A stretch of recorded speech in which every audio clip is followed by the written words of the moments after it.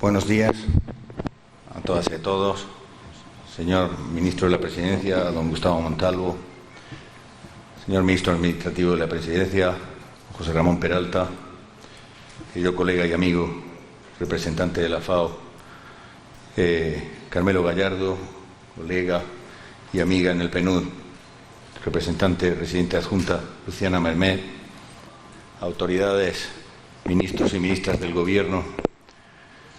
miembros de la Academia, sociedad civil, integrantes del cuerpo diplomático, colegas de la cooperación internacional, señoras,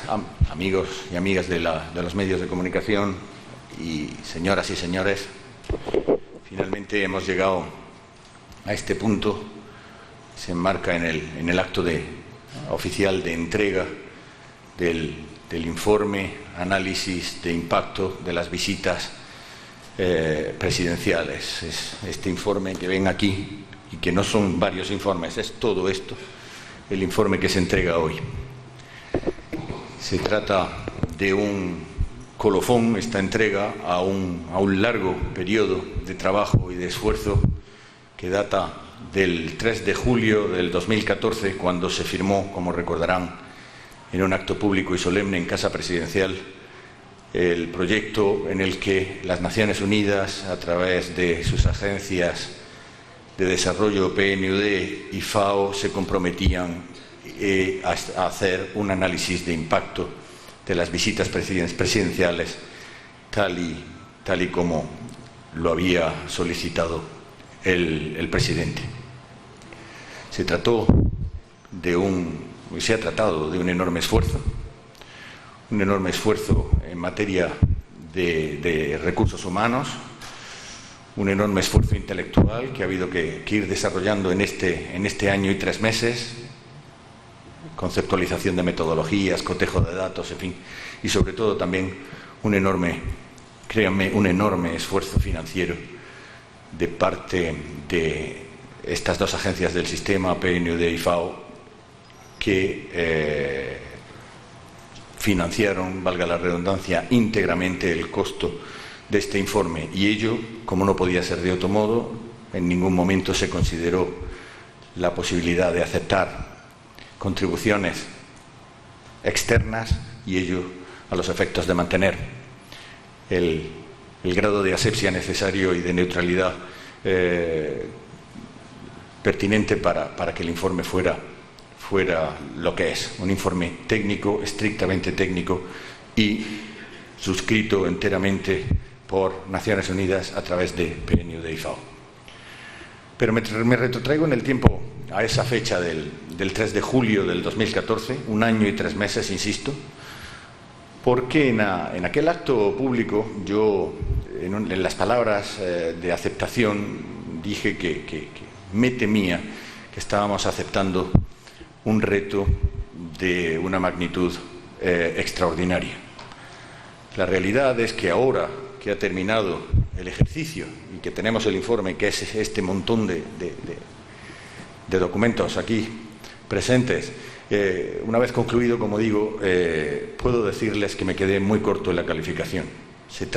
ha tratado de un enorme reto, un enorme desafío de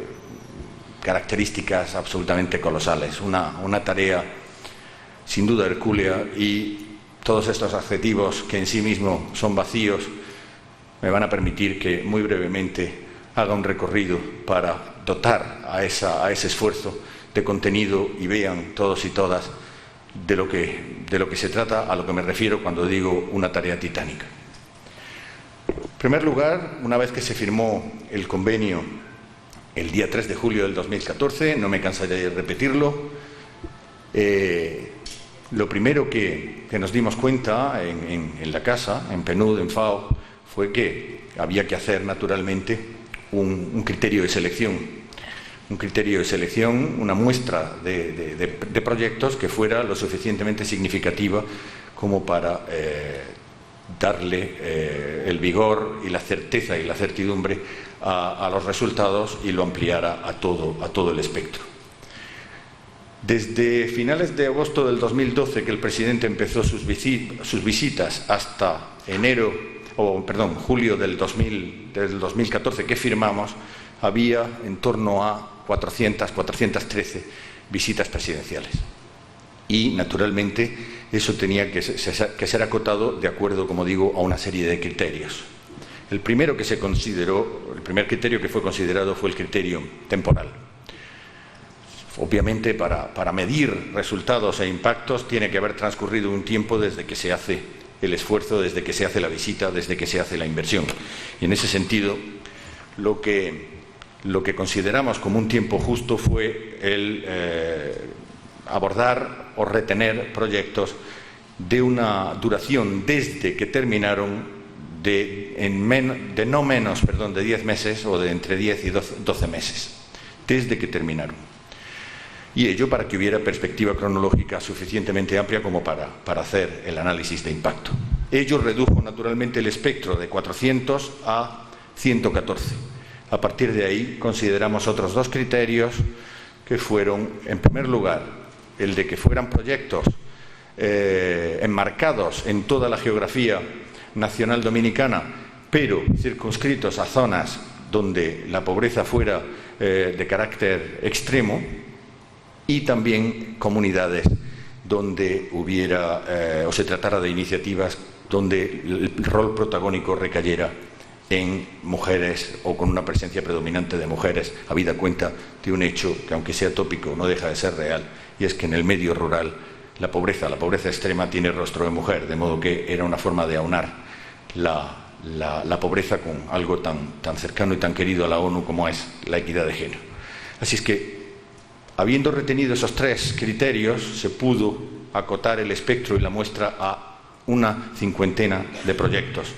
que retuvimos en ese momento. A partir de ahí, un segundo reto era asumir una metodología inicial, para lo cual se tuvo que apelar a expertos de la FAO en México, donde gozaban de notable experiencia en materia de evaluación de proyectos de desarrollo agropecuario y de desarrollo rural, como son la inmensa mayoría de estos 50 cuyo impacto se presenta hoy. Tras lo cual, el siguiente reto fue el que nos dimos cuenta que evaluar el impacto de esos 50 proyectos llevaba implícito un nivel de exigencia en materia de desplazamientos al interior, viajes, análisis, del cual no teníamos la capacidad instalada en la casa, no teníamos la capacidad instalada ni en FAO ni en PNUD de manera conjunta, de modo que hubo que apelar a procesos de identificación, de selección y de contratación de consultores y consultoras, economistas, estadísticos, encuestadores, etcétera, etcétera. Y a ello también hubo que apelar a la ayuda y a la colaboración de un think tank, un grupo de economistas para que pudieran acompañarnos de manera coordinada y bajo la entera supervisión de PNUD y FAO en todo este proceso y hacerlo posible. Para eso, para la selección de ese think tank, se realizó, lo cual llevó implícito un uso de tiempo bastante importante, casi 2 meses, incluso 3, si recuerdo bien, en el que hubo que elaborar unas bases para la licitación que se celebró, bases en las que participaron la oficina de nuestro economista en el Buró de América Latina y el Caribe, el Centro Regional en Panamá y nuestras oficinas aquí. Se licitó una licitación nacional y pública, se presentaron grupos de investigación económica y salió seleccionado uno, como digo, en concurso y en licitación pública y absolutamente transparente.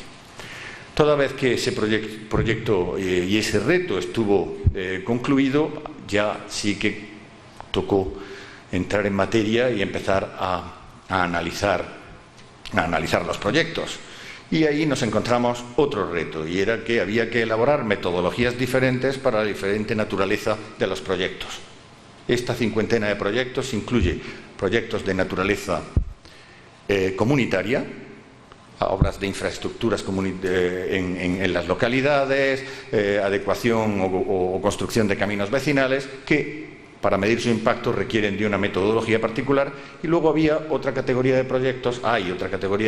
que son proyectos de naturaleza productiva que exigen necesariamente de otra aproximación científica, de otra metodología para medir ese impacto. Pero es que a su vez los proyectos o las iniciativas, las visitas que generaron proyectos de naturaleza productiva son intrínsecamente distintos los unos de los otros, de modo que hubo que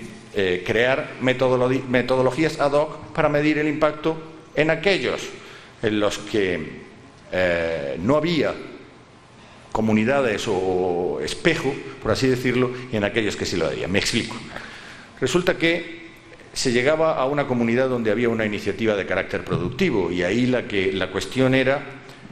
retrotraer o recrear la situación en el tiempo a antes de que se iniciara el proyecto, para ver cómo estaba la asociación de beneficiarios y la comunidad antes y compararla con el estado en que esa asociación de beneficiarios y esa comunidad se encontraban después del proyecto concluido, es decir, un año después. Pero en los casos donde pudimos encontrar que había asociaciones de beneficiarios y asociaciones de no beneficiarios de características análogas, se estableció una metodología llamada de diferencia en diferencia y muy utilizada por los organismos económicos y financieros internacionales para hacer las mediciones de impacto necesarias, y que consistía en medir efectivamente cómo se encontraban las comunidades o las asociaciones de beneficiarios antes, las de no beneficiarios antes, y hacer lo mismo y lo propio después. En fin, toda una serie de esfuerzos, de trabajos de naturaleza estrictamente técnica que luego hubo que cotejar, que hubo que cruzar para arrojar una serie de resultados medibles en términos de impacto en tres categorías fundamentales: generación de empleo por parte de los proyectos, productividad o generación de producción por parte de esos mismos proyectos y, por último, la generación de recursos a través de la venta. Ahí ya terminó, por así decirlo, lo que pretendo tratar de reflejarles o de compartir con ustedes de esa tarea titánica. Pero es que no puedo dejar de obviar cosas que son de una naturaleza excepcional, y que es la razón por la cual hemos tardado 1 año y 3 meses.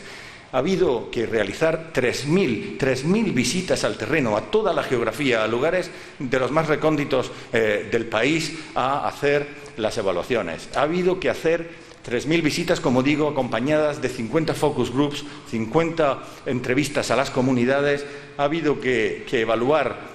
proyectos por un monto, que es lo que representan estos 50 proyectos, de unos 989 millones de pesos dominicanos, pero que quiero señalar, no se trata de donaciones, en su inmensa mayoría se trata de préstamos que los beneficiarios de estos proyectos ya han pagado o se encuentran pagando. Por otro lado, también quiero resaltar el que ha habido 15.115, qué bonito número, Apicúa, de beneficiarios, todo lo que ha requerido este inmenso esfuerzo, este inmenso trabajo. Aparte de eso, estamos hablando de 8 meses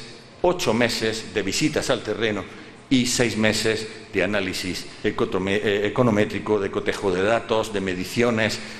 y luego también, por supuesto, de elaboración y redacción del informe y de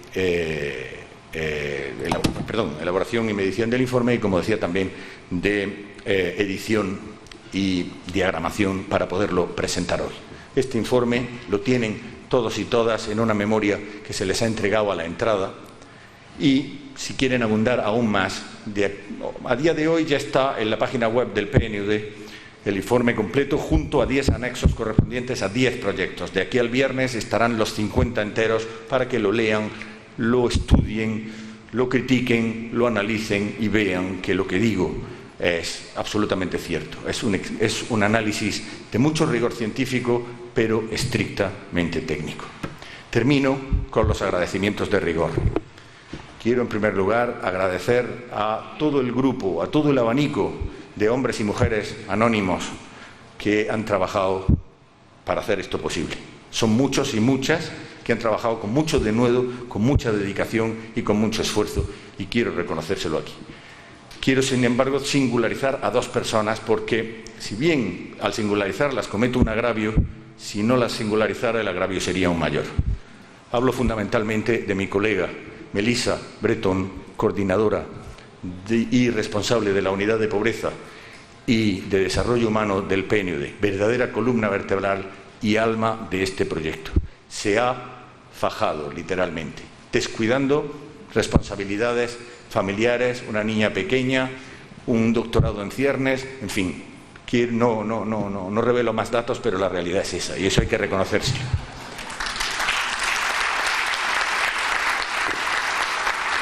Igualmente hay otra persona que de fuera del PNUD, aunque un día fue de la casa y sigue siendo lo inspectore, también ha trabajado muy coordinadamente con Melissa, con igual ahínco, con igual dedicación, con igual esfuerzo, sin hacerle ascos nunca a viajes, a altas horas o altos desvelos para producir los resultados en tiempo y forma. Y esa persona no es otra que mi queridísima amiga Rita Mena, economista reconocidísima y también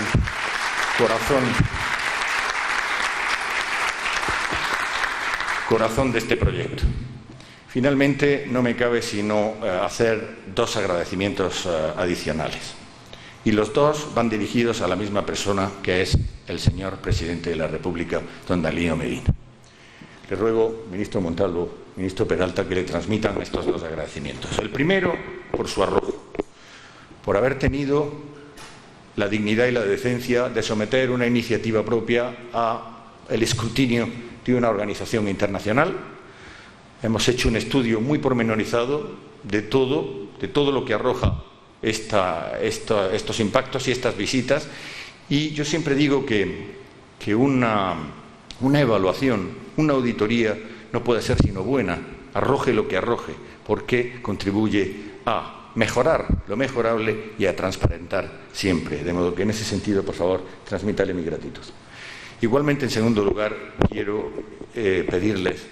encarecidamente que le transmitan también mi gratitud en nombre de Naciones Unidas por haber tenido la amabilidad de aposentar en nuestra institución la entera confianza para la realización y la elaboración de este proyecto de magnitud colosal. Creo que